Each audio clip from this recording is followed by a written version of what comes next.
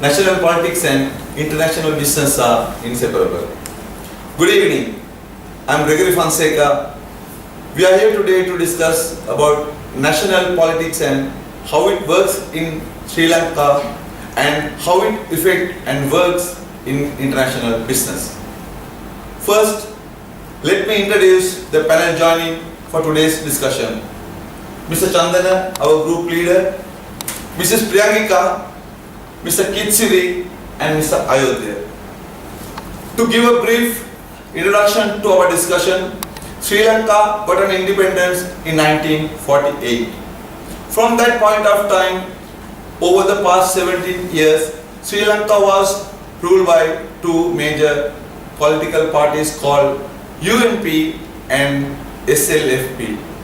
Up to 1977, political leadership changed from one party to another, each for an average of 5 years period. But after the 1977 election, Mr. J.R. Jayawardena came into the power with the 5/6 majority, and he introduced system of executive presidency. And he became the first executive president in Sri Lanka as per the new constitution. Introduced by him and his party, ruled the country for about 17 years. Then SLFP came to power. As of today's, we call mixed government style Yahapalaniya with SLFP executive president Mr. Maithripala Sirisena. During those period, policies changed according to the government style, not even thinking about master plan, how to develop the country to enhance the international and local businesses and productivity. Keeping all in mind, my first question goes to Chandana. Mrs. Sirmavu Bandaranaike was the first lady prime minister in the world. She introduced the closed economy into the country in 1970 with the help of Dr. N.M. Perra, the finance minister at that era. So please, people talk about her government decision in various ways. Can you explain how this decision worked out in Sri Lanka and politics and affect international business, Chandana? Good evening. So, if we consider the closed economy period from 1970 to 77, it was a very specific period in our Sri Lanka, because during that time many imports were curtailed and we were trying to produce everything within the country. We got the support from few major countries to set up new factories in Sri Lanka and start producing things. For example, we got a steel factory as a gift from Russia, and we started manufacturing the steel required for our country. Same time, we got another factory from Korea to manufacture tires, which was called as Keleni tire. So these tires were widely used during that time in the country, and we didn't import much tires to the country that time. Same time, we started ceramic factories and many other factories. And this economy was closed economy, and we were producing things in our country but not targeting the export market. Our main target was to supply the internet and local market instead of exporting. However, the knowledge we gathered during this time was very helpful to go into the next era to develop our products to send into the international market. However, because of the failure of the government and in 1977, and many people were not accepting this policy, so as a result, people changed the government in 1977. So the targets set at the beginning of the era couldn't achieve as a result of the government change. Therefore, what my opinion is, the political leadership has taken a good step at that time, but it couldn't convert into a good international business later on because of the government change. So that was the the close of that economy and that period. Thank you, Chandran. My next question goes to Ayodhya. Ayodhya, what is your idea about Mr. Mahinda Rajapaksa and his leadership on international business and trades? Well, I would like to start this discussion from year 2010 Presidential Election Manifesto Mahinda Chintane Idiridek. It said, I will continue Sri Lanka non-aligned foreign policy. During the last 4 years, we witnessed the benefit of maintaining friendly relations with India, Japan, China, Pakistan and other Asian countries. I am committed to continue these friendly relations in the political, economic, defense, trade and cultural arenas. The new post-war-development governmental under Mr. Mahinda Rajapaksa has distinctly nationalized and non-Western orientation with two key features. Firstly, it signified the reversions to hardware over software. That is, the government has prioritized to construction airports, ports, expressways and other such momentum of economic infrastructure with the clear aim bringing the country back, again hardware up to date and catching up the time lost during the war last 3 decades. Secondly, it signified a shift away from Western aid donors to non-Western donors, particularly China. Actually, Sri Lanka and China relation is going back to Buddhist monk Pahian visit Sri Lanka about 1600 years ago. It was not Mr. Mahinda Rajapaksa's invention. Accordingly, China emerged as Mr. Mahinda Rajapaksa's preferred development partner, financier and implementer. With Chinese public sector, firms constructed some of the most important and high-profile projects such as Hambantota Port, Katunayake Expressway and Mattala Airport and Colombo Port City. China and Sri Lanka free trade agreement was initiated under this government and is still the final negotiation is going on. However, no clear idea about the satellite project that has been launched in collaboration with China at that time. As a whole, we can see the rapid growth of the foreign direct investment after the war, which were benefited to the economy of the country. However, my personal opinion, anti-Western policy was not managed properly to get the maximum benefit to the country. Also, relation with the India not properly maintained to extend the foreign trades. General public and business community of the country expected big change on the economy after the war, but achieved level has a question mark.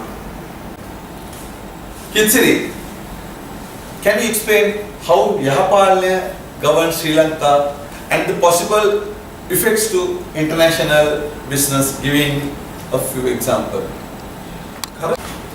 Current government is trying to open the economy as much as possible, and lot of organizations are scheduled to privatization.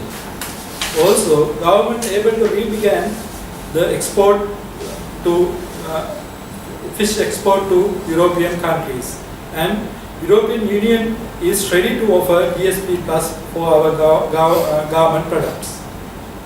Currently, scarcity of labor is huge problem in Sri Lanka. Therefore, government is planning to sign ICTA agreement with India. As example, bus drivers will come from India soon, and ambulance service already started. But the government is discouraging imports to the country to protect economy. As example, government is imposed huge tax on import vehicles. Thank you. So far we have discussed how Sri Lankan national politics affect the international businesses. We would like to ask about instances how political factors affecting international businesses taking consideration of outside of Sri Lanka. Priyankika, how can we explain in this regard? it's obvious that politics and international business are interconnected. This is because good political decisions improve trade between countries and bad decisions do the opposite. One aspect of national politics is how they improve trade balance by using protectionism. By imposing trade barriers, country can reduce imports into country and encouraging local production. The US used to be the largest producer of magnesium in the world, a metal that is primarily used to produce certain automobile parts and aluminium cans. Russian and Chinese producers had been selling the metal at prices significantly below the market value. Then US government imposed duties upon to remove unfair trade in the marketplace. But at the same time, this creates inefficiencies because countries cannot compete effectively and use comparative advantage. Some countries' best interest is to maintain a trade surplus, to export more than it imports, consequently to increase its national wealth. This was main tenet of mercantilism emerged in the mid-16th century.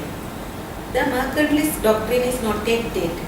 The new form of mercantilism is neo-mercantilism, which many nations adapt to boost export and limit imports. For example, China is pursuing neo-mercantilist policy, deliberately keeping its currency value low and against the US dollar in order to sell more goods to the US and other developed nations and limiting imports. By pursuing an import substitution policy, encouraging domestic investment in the production of products such as steel and aluminium. The main claim is that China's currency is too cheap and that this keeps the prices of China's goods artificially low, which fuels the country's export to increase its trade surplus and accumulate foreign exchange reserves. When we talk about national politics in India, India looks at regional trading agreement as building blocks towards the overall objective of trade liberalization.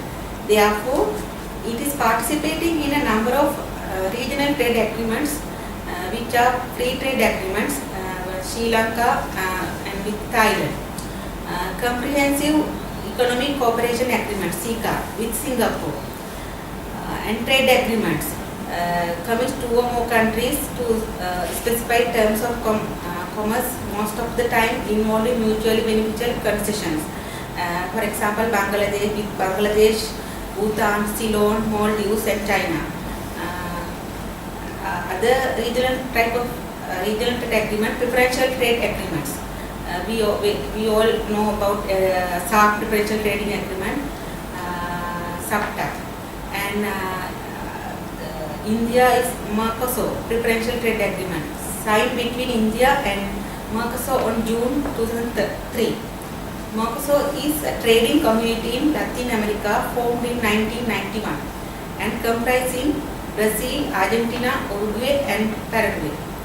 It was formed with the objective of facilitating the free movement of goods, services, capital and people among the four members countries. It is the fourth largest integrated market after the European Union. When we talk about national politics in America, America is a powerful economy in the world because of their global network of business. America has the top global brands. Apple, Google, McDonald's, Coca-Cola, AT&T, Microsoft, Marlboro and etc. America is taking maximum advantage of competitive advantage. It represents 20% of global GDP with only 4.5% of the world population. According to the comparative advantage, America is producing and specializing what they can produce efficiently and effectively, and they import what they cannot make efficiently and effectively. This is about national politics of America. The common things we saw that political leadership around the world. One person in particular country affected most to develop international business. Comparing this, Priyanka, if you talk about India and America, what is your idea? In terms of political leadership in India, best example is Indian Prime Minister Modi. He has great charisma and influential leader. His objective is to make India as a leading exporter within next couple of years. To achieve this, he has better strategy that is to cultivate international relationships. He is trying to achieve this by increase export within the South Asia by arranging favorable trade agreements. Because India is having large scale of production, they have economies of scale. As a result of this, countries like Sri Lanka is not having comparative advantage over India because they can produce same product at lower cost and will have higher demand in addition. Also, he is trying to reduce unemployment within India by entering into agreement with other countries to enable free flow of labor. Example is ECTA with Sri Lanka. In terms of political leadership in America, the recent changes of President Donald Trump. Trump withdraws US from Trans-Pacific Partnership deal which 12 countries that border the Pacific Ocean signed in February 2016. They together represent 40% of the world economy. Its signatories are Australia, Vietnam, Canada, Chile, Japan, Malaysia, Mexico, New Zealand, Singapore and US and Brunei. It had been the main economic pillar of the Obama administration, treated trade deals as a priority, and this particular deal would have boosted America's position in the Asia Pacific region where China is growing in influence to counter China. Chandana, neighboring country India. After 17 years of independence, today India is a very powerful country in all the angles as economic, defense and international business. How do you compare Sri Lanka political leadership and Sri Lanka's international business when compared to India and other countries? Well, when we consider the political leadership and the international business, we can't forget about our big brother and the neighbor, India. So, because Indian economy is such a large economy, however, Indian current account deficit in last 10 years were also having negative figures. It was progressing since 2012 onwards, but when we consider it with the Indian GDP, the percentage of deficit in GDP terms, it's very low. However, when we consider it with Sri Lankan context, Sri Lanka also having large trade deficit over the period of time, but that deficit percentage of GDP of Sri Lanka is very large. So that is the difference between India and Sri Lanka. However, there are plenty of areas in the economy we can develop by looking at Indian economy and seeing how they have developed over the time. For example, Indian political leadership is always supporting their local businesses. If you can remember, at one stage Honda was trying to sell motorcycles in India. However, Indian government interfered and put barriers for them to sell in Japanese motorcycle in India. As a result, they had to enter into a joint venture with Hero and produce Hero Honda to sell in India. However, when it comes to the Sri Lankan context, we couldn't find any big example that Sri Lankan government had interfered to protect the local manufacturer curtailing imports. Chandana, what is your opinion and recommendation to improve Sri Lanka's position in international business? Well, when it comes to the recommendations to improve Sri Lanka's international business, as short-term strategies, I would recommend to appoint talented people to the key positions in all ministries to support the international business. And also, I would like to recommend to allow the government servants to work independently without political interference, and also to strengthen the bribery and corruption commission to giving the transparency throughout the operations. So the investors will come to our country without any hesitation.